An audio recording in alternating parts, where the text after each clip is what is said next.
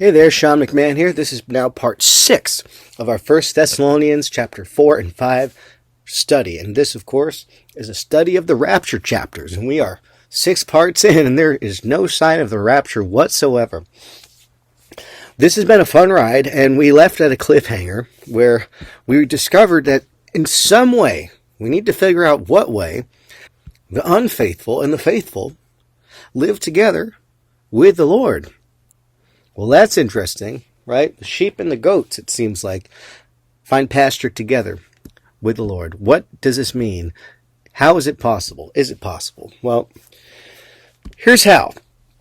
We often forget, don't we, that the ultimate hope for the end of a person's life, which is, of course, to ascend to heaven, is not the same as the ultimate end of Christ's eschatological mission, right? Christ ascended to heaven after his resurrection, but that wasn't the end of his mission.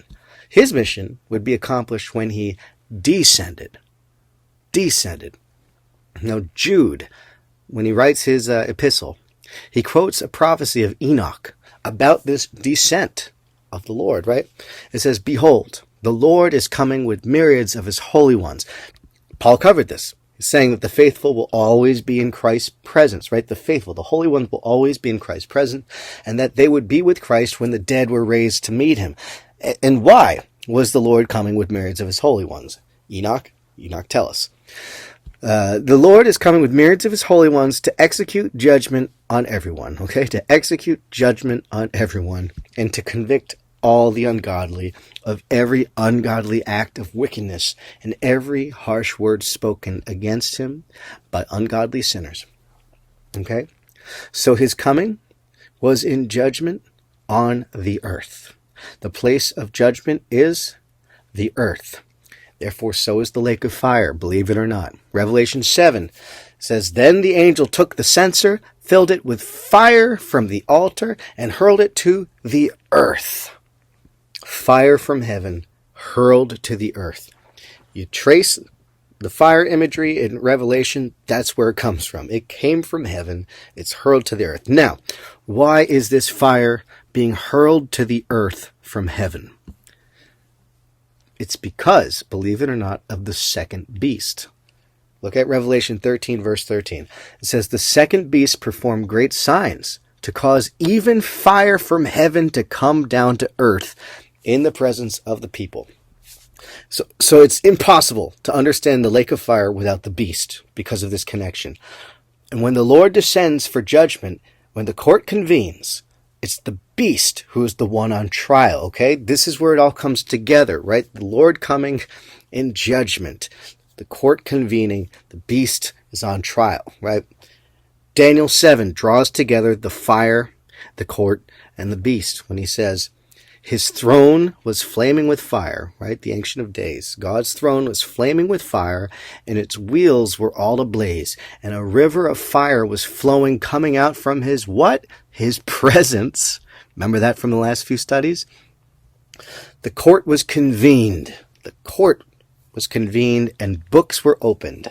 As I continued to watch, the beast was slain, and its body was destroyed and thrown into the blazing fire. So this fire is a fire on earth, and it comes out from the presence of God. And the occasion for all this is the judgment and the destruction of this beast. Now, who is this beast? According to Daniel, it was the fourth of 4 beast kingdoms that would conquer the holy people. And it would be during this 4th beast's reign that Messiah would come. And history tells us that this 4th beast was the Roman Empire. Right? John gets more specific. Apostle John gets more specific. He says that this beast arises out of the sea, which is the prophetic word for Gentile nations. But there is a second beast that arises out of the land, which is the prophetic word for Israel.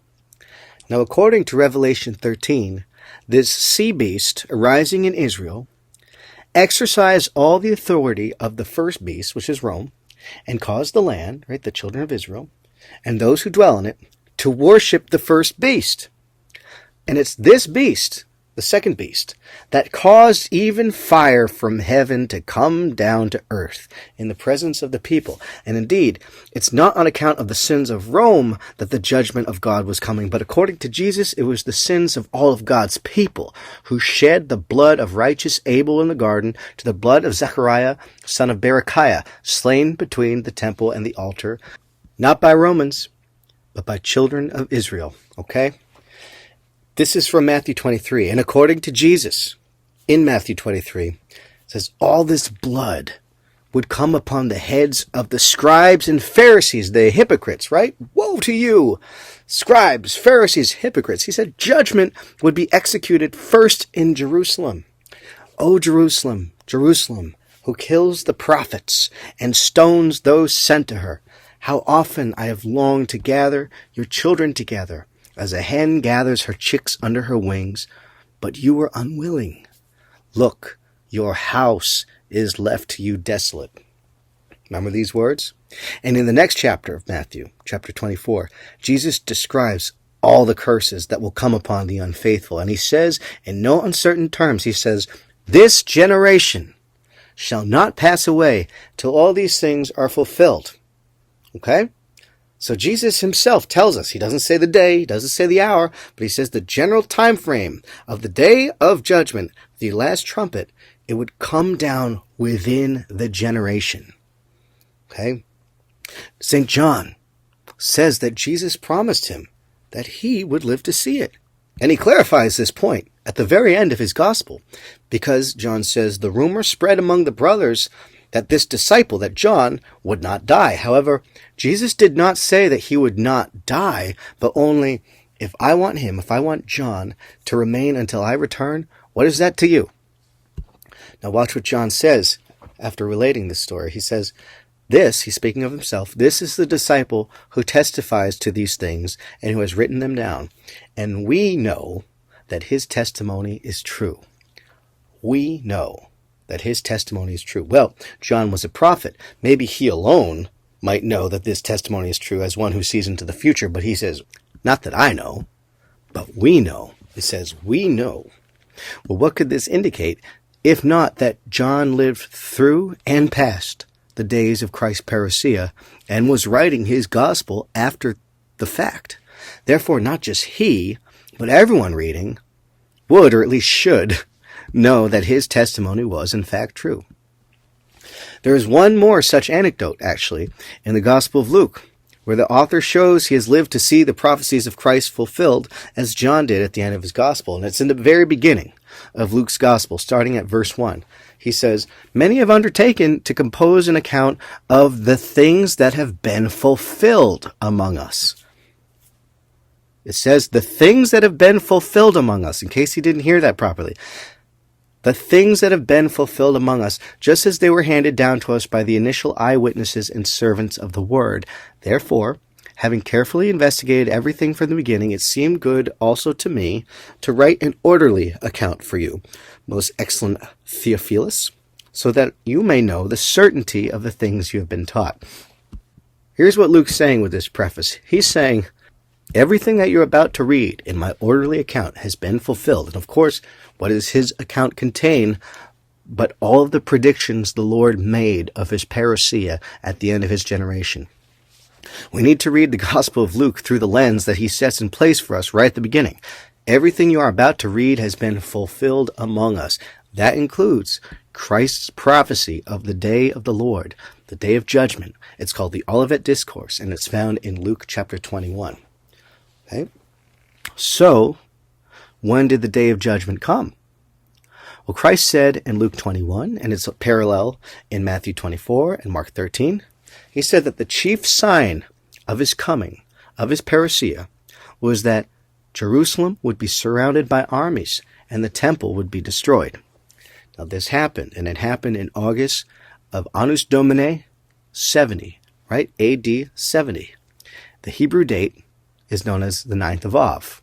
And you may have heard of that. It's called 9th of Av, Tisha B'Av, a day of mourning for the Jewish people when they mourn the fall of the temple and the destruction of the holy city. Now, I want to point something out that will help us understand the spiritual meaning of 1 Thessalonians 4. And it's that St. Paul was martyred in Rome before AD 70. Paul never got to see the day of the Lord while in his flesh. But we can prove that he knew that would be the case because Christ said so. And we'll get to that more in the next part because it's very important. In the meantime, if you have any questions, drop them in the comments. Please like, subscribe, turn on notifications. Thank you so much for listening. I hope you have found this edifying. I hope you have found it to be a rich learning experience. And if you have more questions and answers, fret not. This is going to be a nice, juicy study. Plenty of room for your questions.